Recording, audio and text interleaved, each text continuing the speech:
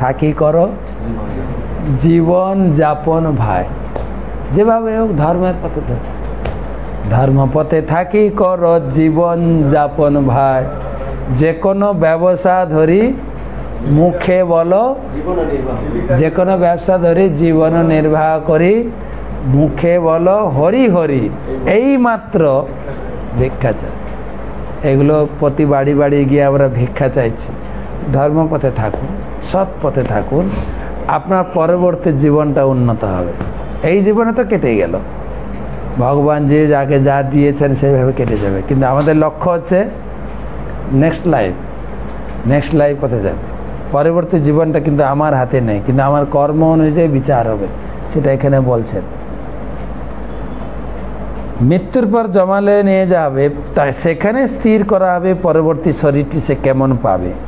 তার স্থূল জড়দেহ ত্যাগ করলেও তার বাসনা এবং বিগত কর্মের ফল জীবাত্মার সঙ্গে যায়। যমরাজ স্থির করেন জীব তার পূর্বকৃত কর্ম অনুসারে কী প্রকার শরীর পাবে। আমি যদি অনেকের উপকার করে থাকি সেই ধরনের শরীর পাব। তো এর আগেও একটা কাহিনী শুনিয়েছিলাম।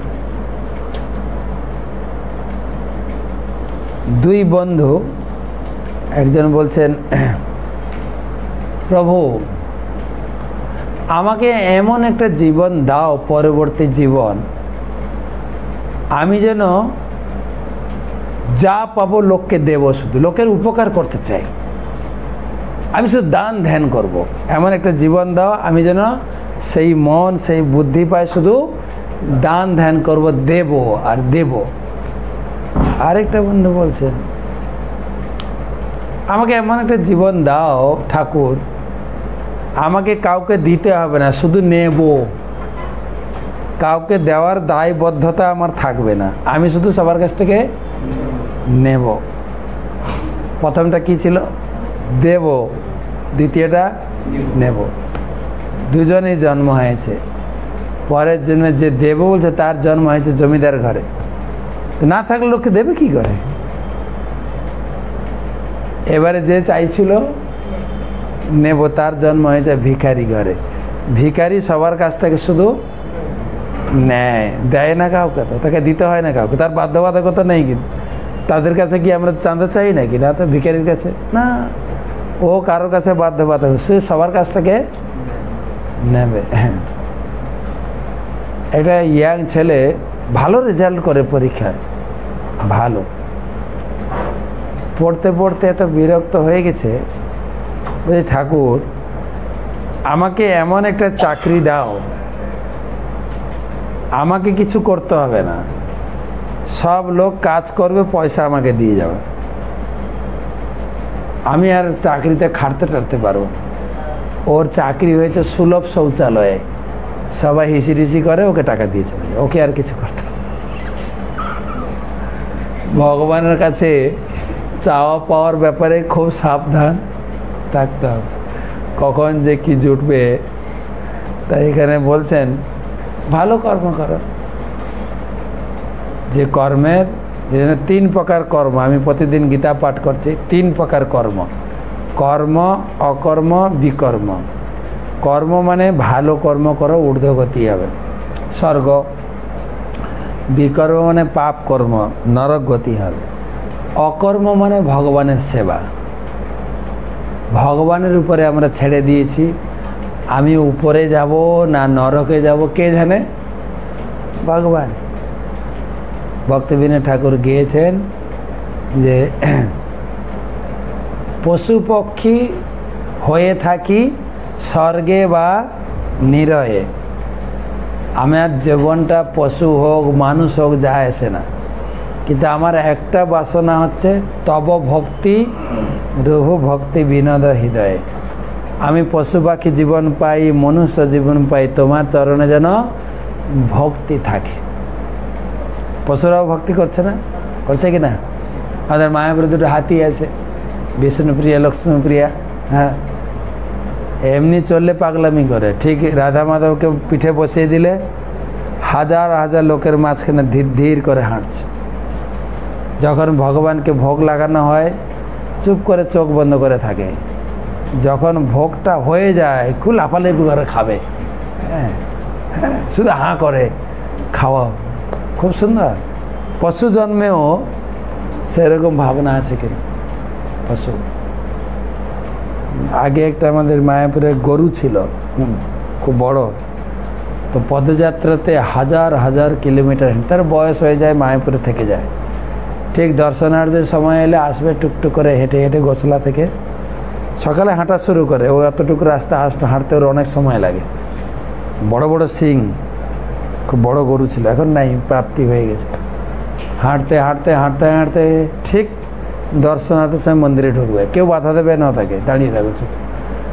ঠিক মন্দির খুলবে, গোবিন্দ আদি পুরুষম হবে, দেখে দিদির করে বেরিয়ে আর ঝাকটা করে জল পড়ে চলবে ছিল, আমি দেখেছি নিজের চোখে। তো এটা মৃত্যু হওয়ার পরে তাকে সমাধি দেওয়া হয়েছে মায়াপুরে, সমাধি আছে মায়াপুর গোশালার কাছে। তো পশু পাখিও ভগবানের প্রতি ভক্তি যাজন করে। সেজন্য ভক্তিবিনোদ ঠাকুর বলছেন, পরবর্তী জীবন আমি পশু পাখি হই মানুষ হই তাতে যায় আসে না, একটাই প্রার্থনা, তোমার চরণে যেন ভক্তি থাকে, যে জীবনে থাকি না কেন, যেখানে আমার জন্ম হোক না কেন। তো একটা শ্লোকে তো অনেক সময় চলে গেল, আজকে আর ভাগবত পড়ছি না। স্নান যাত্রার অনেক কাহিনী বাকি আছে, একটু শোনাই। স্নান যাত্রা হয়েছে কত তারিখে? 22 তারিখে। আজকে 23, 24, আজকে 24 তারিখ, 2 দিন অতিক্রান্ত হয়েছে। স্নান যাত্রার দিন আপনারা হয়তো দেখেছেন প্রত্যেক মন্দিরে স্নানের পরে ভগবানের গজবেশ দর্শন হয়েছে। গজবেশ, তার পিছনে কি ইতিহাস আপনারা পরম পূজ্য ভক্তি পুরুষোত্তম মহারাজের সেই জগন্নাথ বইটা পড়বে কিন্তু, ওতে লেখা আছে দক্ষিণ ভারতে এক আলুয়ার ছিলেন। আলুয়ার মানে আমাদের যেরকম বাংলাতে বলে সন্ন্যাসী মহারাজ, দক্ষিণ ভারতের সন্ন্যাসীকে বলা হয় আলুয়ার। আলবর বা আলুয়ার, তিনি বেদ পুরাণ এইসব পড়ে জানতে পেরেছিলেন যে স্বয়ং পরম ব্রহ্ম পুরীতে আবির্ভূত হয়েছে। তাকে যে দর্শন করবে, তাকে যে তার যে কথা শুনবে, দর্শন করলেই মুক্তি হবে।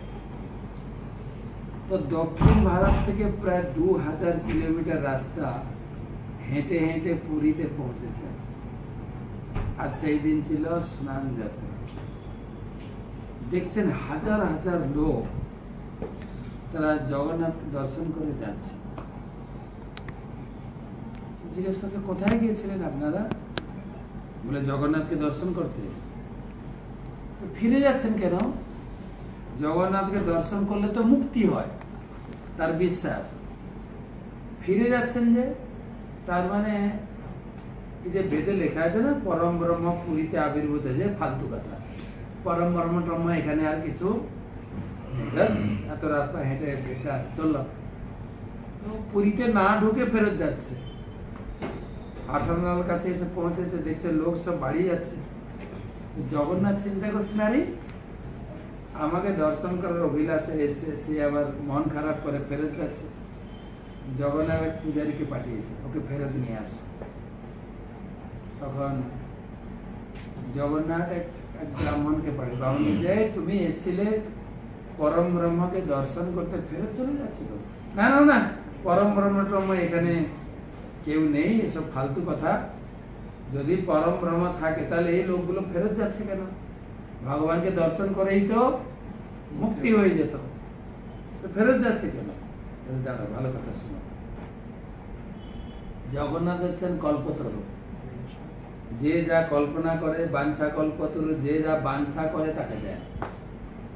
তো তুমি এসছো মুক্তি পেতে, তোমার মুক্তি হবে। কিন্তু এরা এসছে জগন্নাথকে দর্শন করব, দর্শন করে গিয়ে ঘরে গিয়ে ভালো করে সুখ ভোগ করবো। জগন্নাথের প্রসাদ খাবো আর থাকবো, তাই করে যাচ্ছে। তারা কেন মুক্তি পাবে? তুমি চলো জগন্নাথকে দর্শন করো।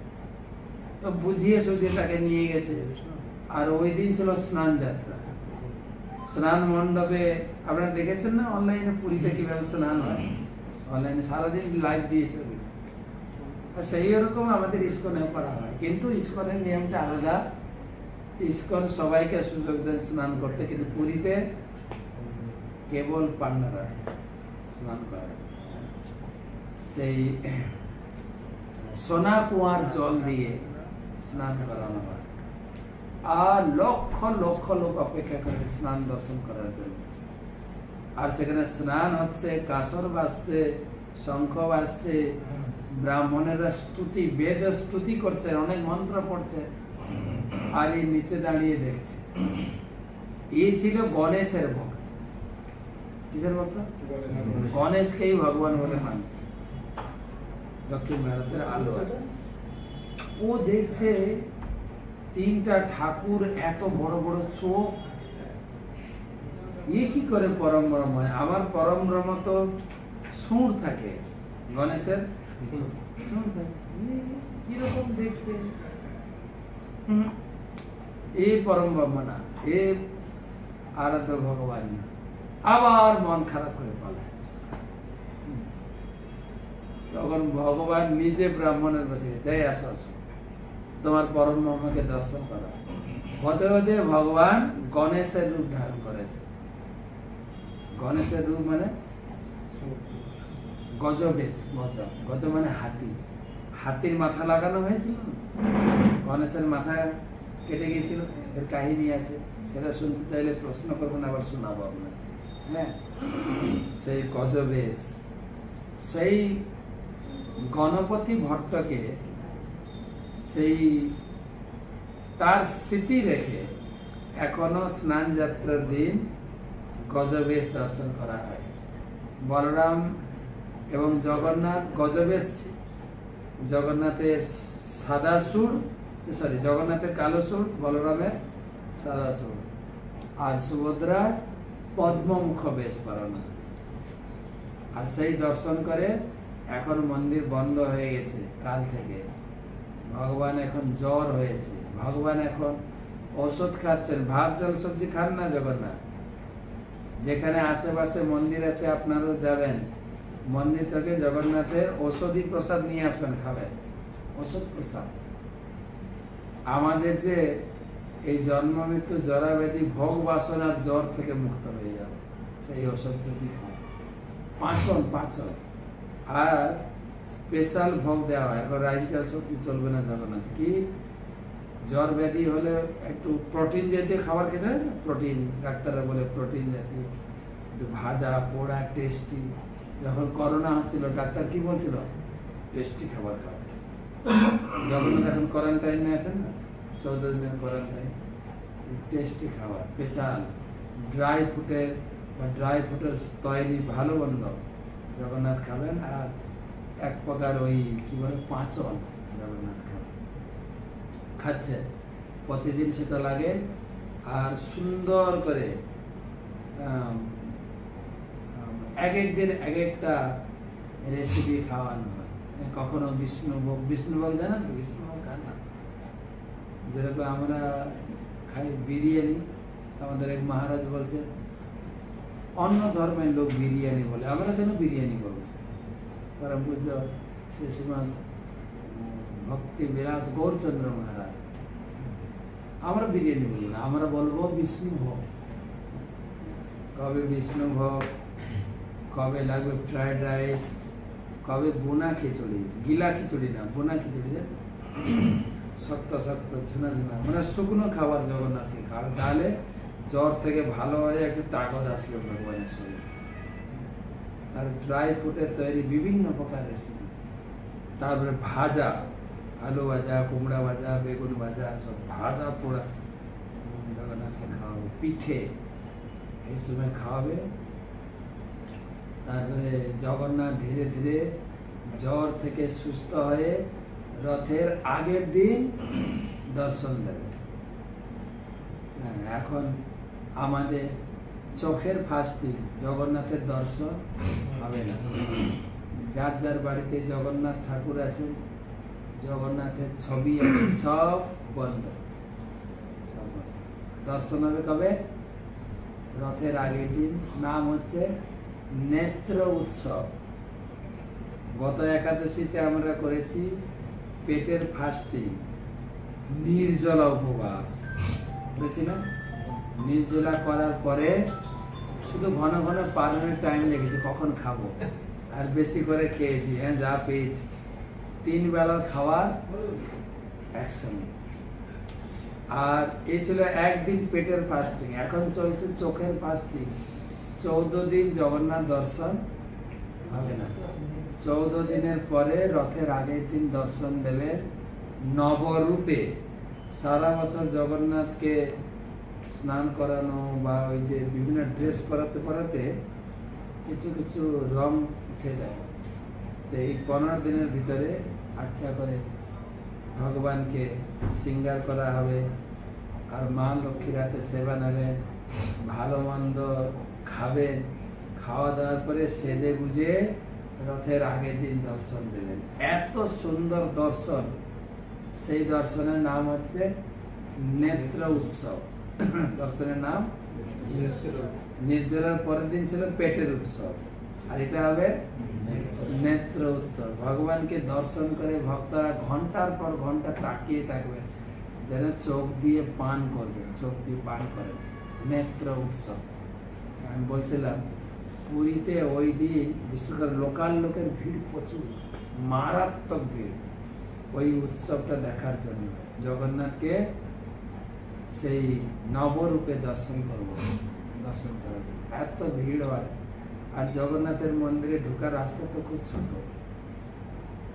এত ঠাসা ভিড় হয়, 2-4টা অ্যাক্সিডেন্ট হয়, চাপা পড়ে, লোক কাউকে মানবে না, একদম ঠেলে আপনাকে মারিয়ে চলে যাবে। মানে ভগবানকে দর্শন করা লালসা যেরকম হয় না, আপনার খিদে লেগেছে, এখানে যখন প্রসাদ বিতরণ করা হবে আপনি লাইন টাইন মানবেন না, পিছনে থাকলে সামনে ঠেলে মেলে, কেউ যদি একটু ধাক্কাতে তাকে মেরেও দেয়, তাই না? খিদে লেগেছে। ঠিক সেরকম 14 দিন চোখে জগন্নাথকে দেখেনি, দর্শন করার জন্য এত লালসা, একদম সামনে ঠেলে মেলে কাউকে মানবে না, এত ভগবানকে দর্শন করার লালসা। সেই উৎসবের নাম নেত্র উৎসব। তারপরে ভগবান দর্শন। তো আজকের মহাপ্রসাদের কাহিনীটা শোনা হলো না। মহাপ্রসাদ কাহিনী শুনতে গেলে অপেক্ষা করতে হবে। তো নারদ মুনি 12 বছর পরে প্রসাদ পেয়েছিলেন।